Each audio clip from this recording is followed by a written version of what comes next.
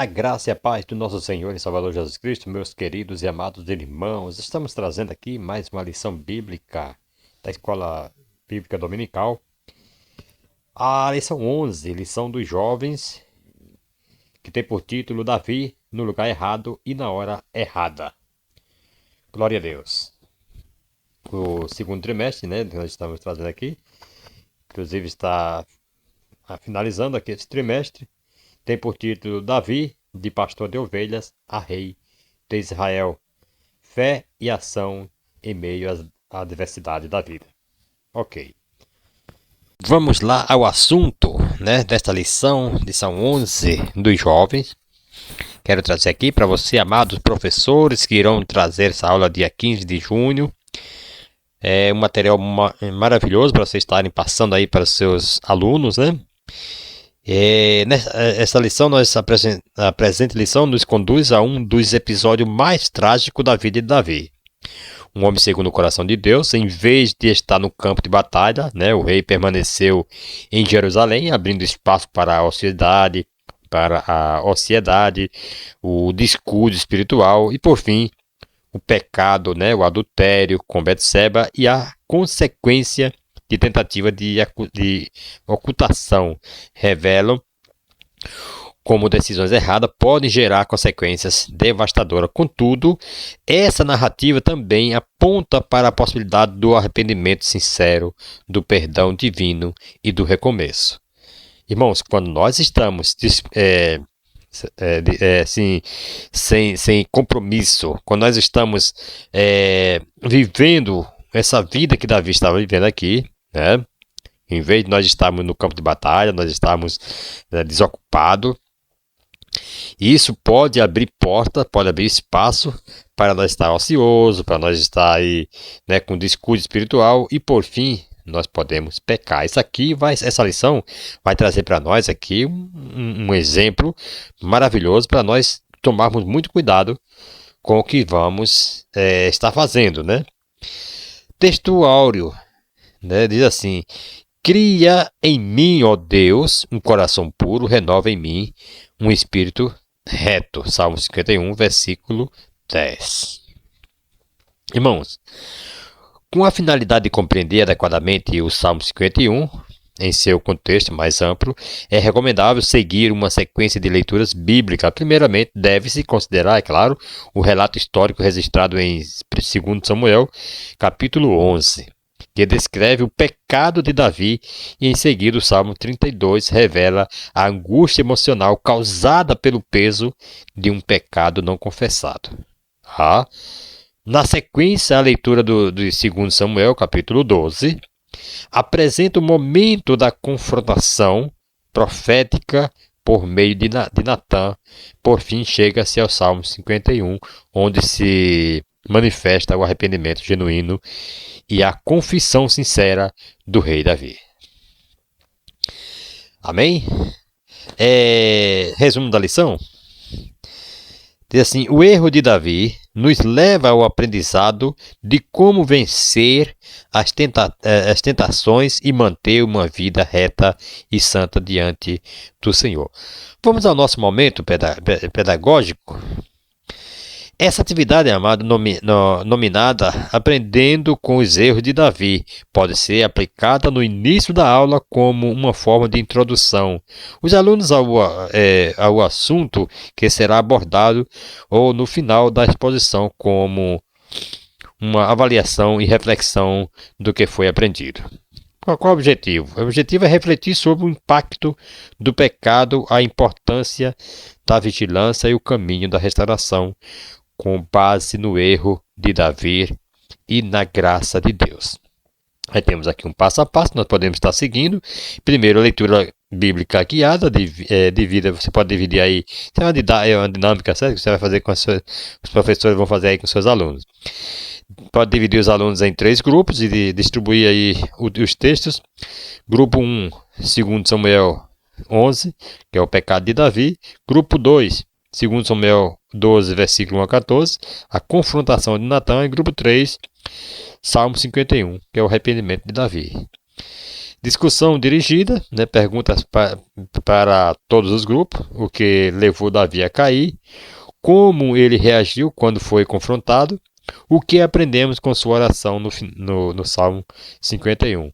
E terceiro, né, aplicação pessoal, escrita individual. Com base nos textos lidos, escreva uma breve oração pedindo a Deus força para vencer tentações e manter um coração puro. Dica para o professor, né? Enfatiza aí que a restauração é possível quando há arrependimento sincero, tá? Então, a restauração só quando se tem um arrependimento sincero que Deus restaura o homem. Glória a Deus. Leitura bíblica em classe, nós vamos estar pulando aqui, mas o professor vai ficar à vontade aí, está lá em 2 Samuel capítulo 11, versículo 2 e 4 e 5, e pula para versículo 14 e versículo 15, tá? Introdução, nós já demos aqui uma breve introdução, agora nós vamos ao primeiro tópico, no lugar errado, na hora errada, o erro de Davi. No lugar errado, na hora errada. Glória a Deus.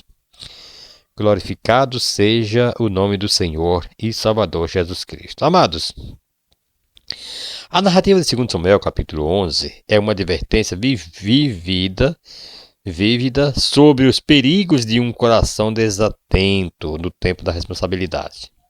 Em vez de linguagem superficial, somos convidados a enxergar as raízes espirituais por trás da queda de Davi. Então, os erros cometidos por ele não começaram no terraço, mas na alma. 3 falhas se destacam, ok? E nós vamos estar vendo todas essas 3 falhas se destacam. Vamos estar aqui vendo as 3 falhas. Primeiro, ansiedade. O texto deixa implícito que ele deveria estar liderando, né? A Escritura não condena o descanso, mas denuncia a inatividade que desvia do chamado. Em Provérbios capítulo 6, versículo 10 e 11, o preguiçoso é alertado, um pouco de sono, um pouco de repouso, e a tua pobreza virá como um ladrão. Não é apenas a pobreza material que chega também a ruína moral, foi o que chegou na vida de Davi. Segundo, omissão. Seu papel como líder foi negligenciado. O pecado de Davi começou com o que ele deixou de fazer. E terceiro, a falta de vigilância. O erro final foi a falta de vigilância. A vigilância espiritual, queridos, é a guarda do coração diante das sutilezas do pecado. Provérbios 4, versículo 23 fala isso, né? Davi viu, desejou e tomou. Não discerniu o perigo do olhar, da imaginação e da aproximação. Jesus nos ensina que o adultério começa nos olhos, né? Mateus 5, 28. A queda moral foi o desfecho de uma vigilância abandonada. Então, ele cochilou na fé e tropeçou na tentação. Pedro adverte: sede sóbrios e vigilantes. O vosso adversário, que é o diabo, anda em derredor. 1 Pedro 5,8, certo? Todo cristão corre o risco de tropeçar quando negligencia o lugar onde Deus quer. Ignora os deveres que lhe cabe e baixa a guarda espiritual. Isso é um perigo. Ouça isso no nome de Jesus. Segundo subtópico, fazendo o que era errado. Glória a Deus. Fazendo o que era errado. Vejamos o caminho tortuoso trilhado por Davi. Primeiro pecado cometido por Davi, cobiça. A cobiça, irmãos, é o pecado que busca a todo custo satisfazer desejos ilegítimos. O solo fértil para esse pecado é um coração ingrato e insatisfeito com aquilo que se tem. Davi tinha esposa e concubinas, mas continuava insatisfeito. A Bíblia nos diz: viu do terraço a uma mulher que se estava lavando, e era esta mulher muito formosa à vista. E enviou Davi e perguntou por aquela mulher. E disseram: porventura não é esta Betseba, filha de Eliã e mulher de Urias? Veja só.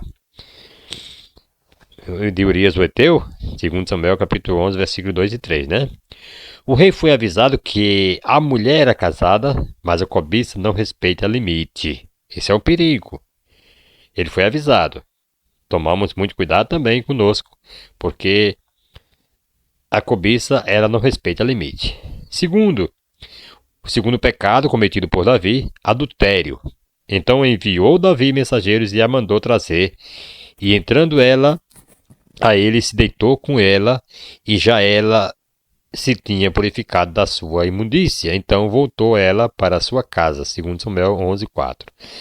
Ato de infidelidade no casamento que ocorre quando um dos cônjuges se envolve voluntariamente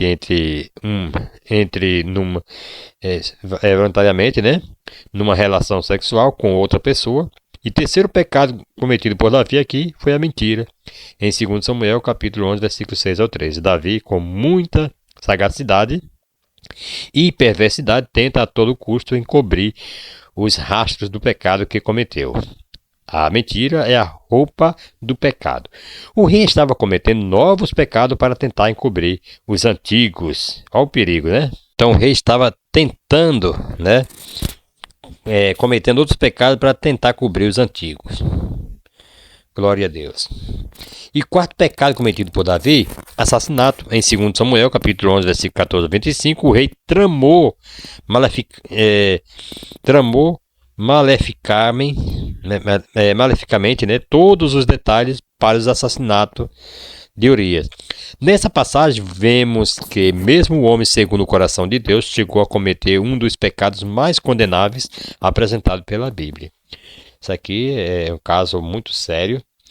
Não devemos jamais ficar oriundo aí ao perigo, né? Que isso aí é muito perigoso. A pessoa viver descompromissado aí com seus deveres.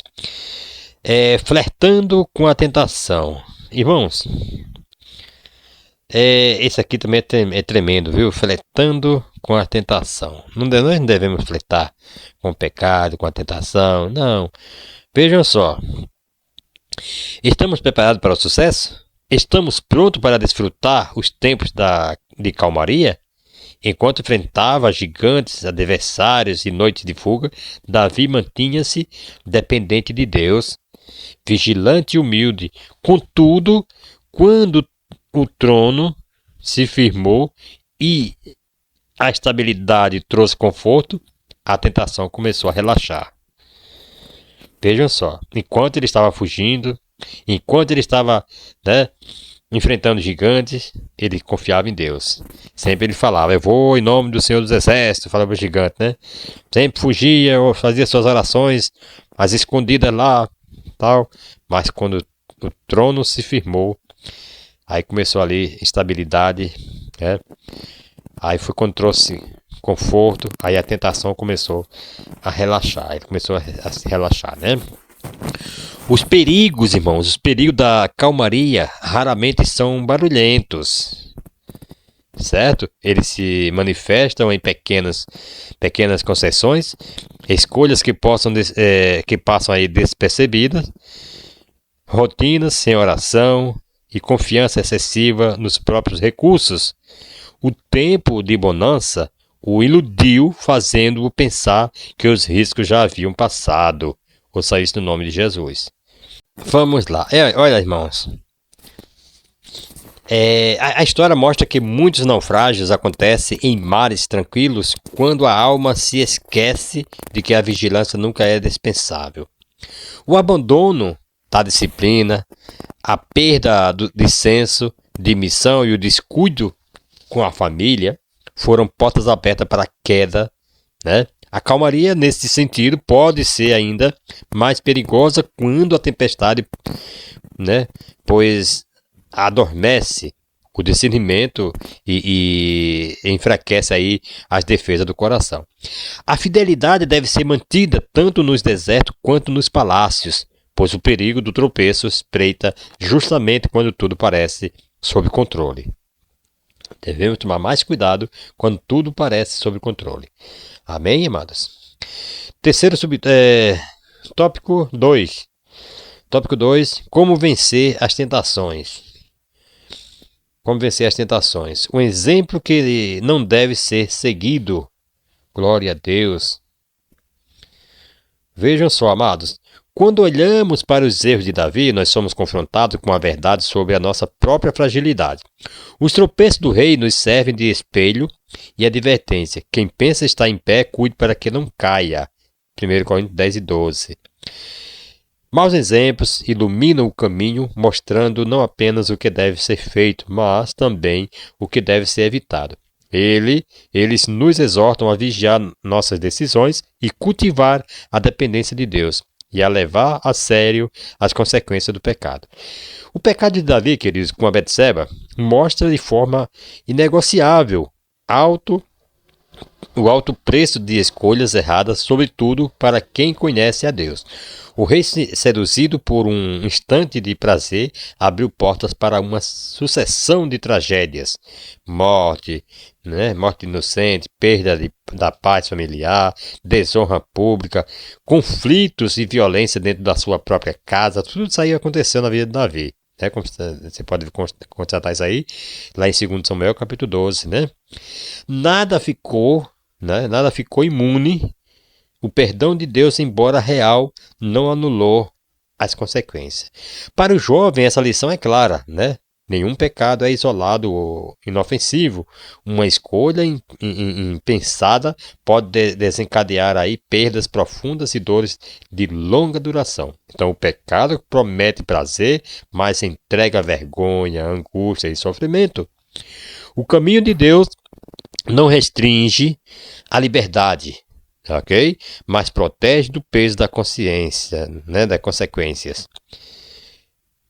Que vão além do momento. O custo do pecado é sempre maior do que o preço da ruína. Então, escolher obedecer é de fato escolher o melhor. Glória a Deus. Segundo subtópico, do tópico 2, buscando socorro. Buscando socorro. Vejam só, amados. Tudo indica que Davi não iria confessar seu pecado sem que houvesse uma intervenção divina. Deus enviou o profeta Natã, amados, 2 vezes até Davi. Na primeira vez, o porta-voz de Deus levou até o rei uma promessa de abençoar, 2 Samuel 7, no entanto, na segunda vez, o profeta é enviado com uma mensagem de juízo. 2 Samuel capítulo 12, versículo 1 ao 15. Natã confronta o rei, primeiro, fundamentado na verdade, segundo, no momento certo. Terceiro, com palavras sábias, pois cremos que Deus deu mensagem de juízo, mas a parábola foi um meio bem pesado que o profeta usou para se dirigir ao rei. E quarto, com muita coragem, porque não era qualquer um chegar diante de um rei para falar o que ele falou, não é verdade?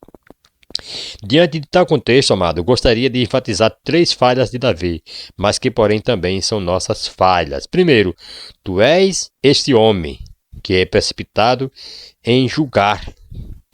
Davi imediatamente reconheceu o pecado do homem rico, mencionando na palavra do profeta, Natã. Seu julgamento foi rápido, certeiro e sem demoras. Imagino-me o semblante do rei quando descobriu que emitiu a própria sentença. Imagina você, Segundo, tu és este homem que é tardio para reconhecer o seu próprio pecado. Olha, não vemos um sinal de arrependimento, no coração do rei até o momento desse encontro em que seus pecados são denunciados. Terceiro, tu és este homem que merece a morte por suas transgressões. Deus, amados, em sua misericórdia, poupou a vida de Davi mediante um arrependimento sincero. Assim como o rei, todos nós somos culpados e merecemos a morte pelos nossos pecados. Todavia, a graça de Deus nos alcançou, como diz Efésios capítulo 2, versículo 8. Ok, amados? Glória a Deus. Glória a Jesus. Vamos continuar aqui no terceiro subtópico do tópico 2, as fontes das tentações. As fontes das tentações. Olha só, amados.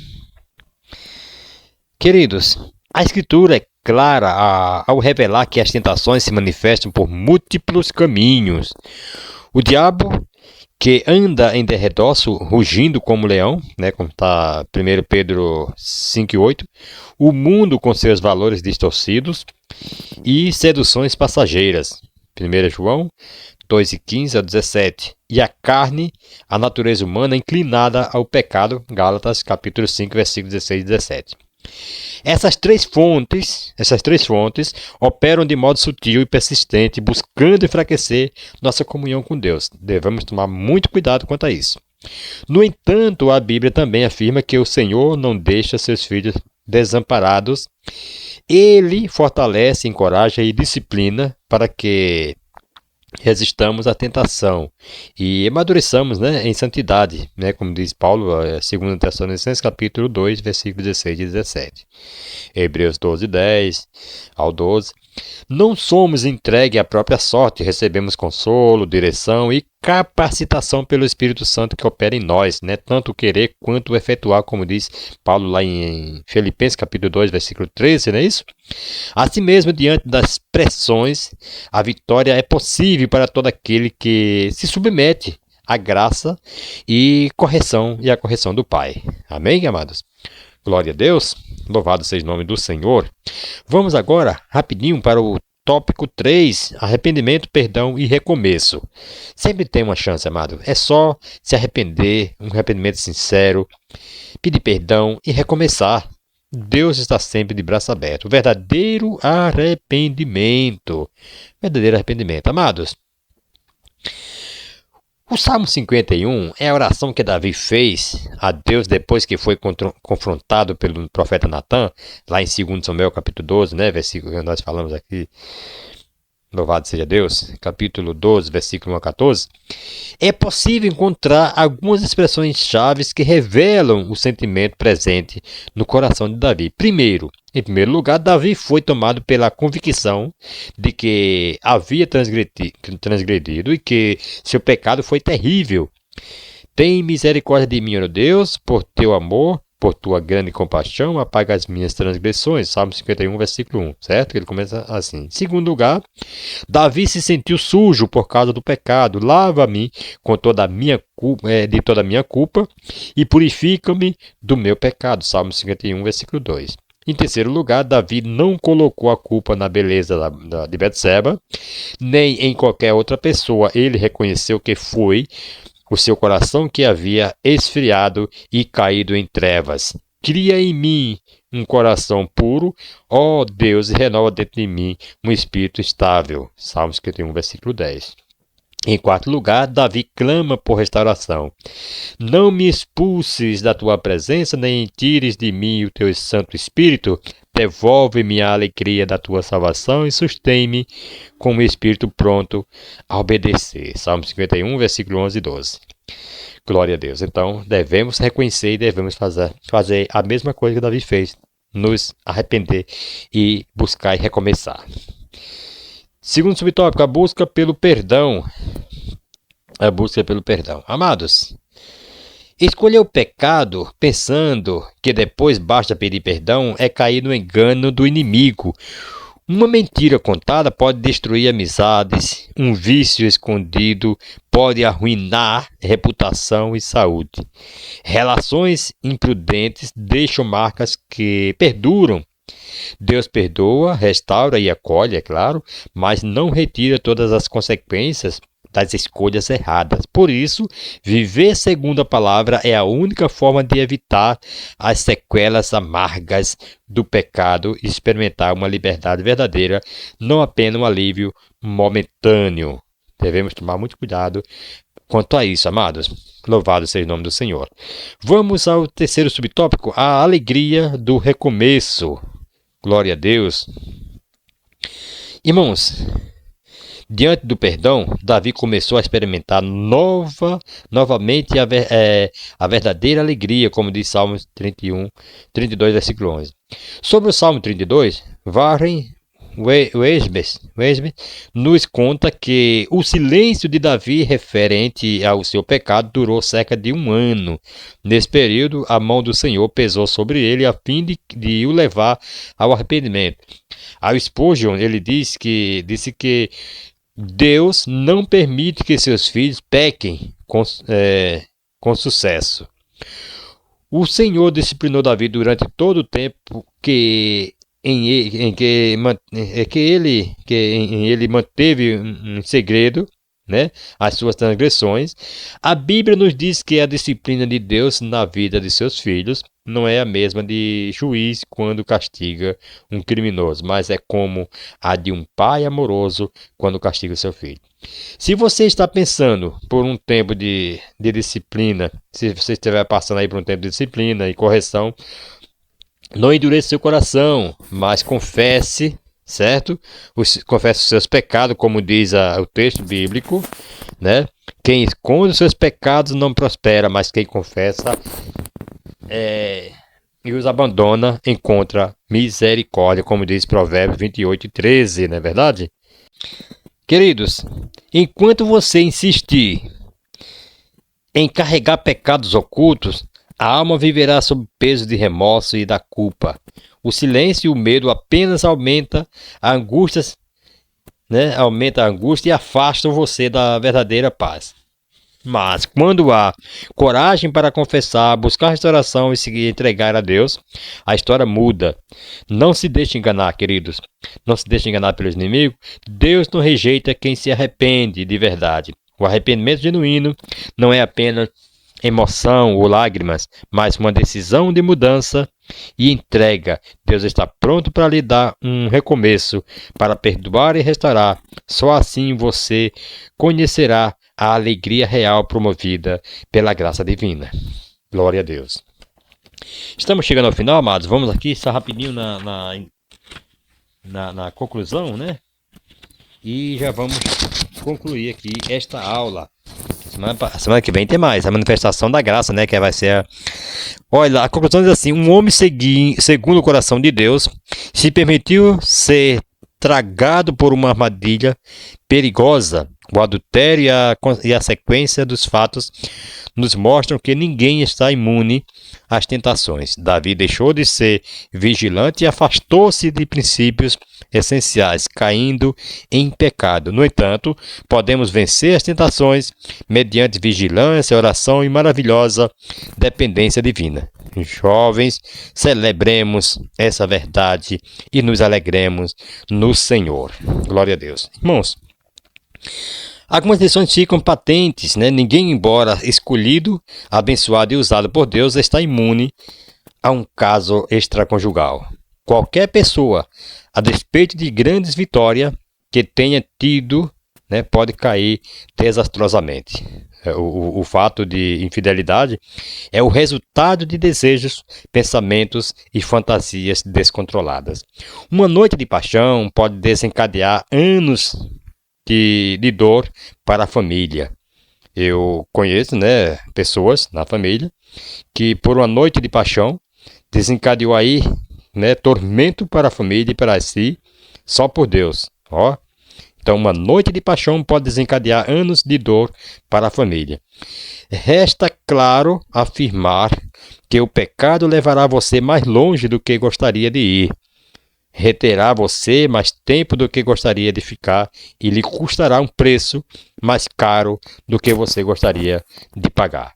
Irmãos, que Deus abençoe. Até a próxima aula, se Deus assim nos permitir, estaremos de volta aí trazendo, se não houver, lógico, o arrebatamento da igreja, nós estaremos trazendo aí a lição 12ª para você. Um forte abraço a todos vocês, obrigado por assistirem até o final e que Deus abençoe em o nome de Jesus. Amém.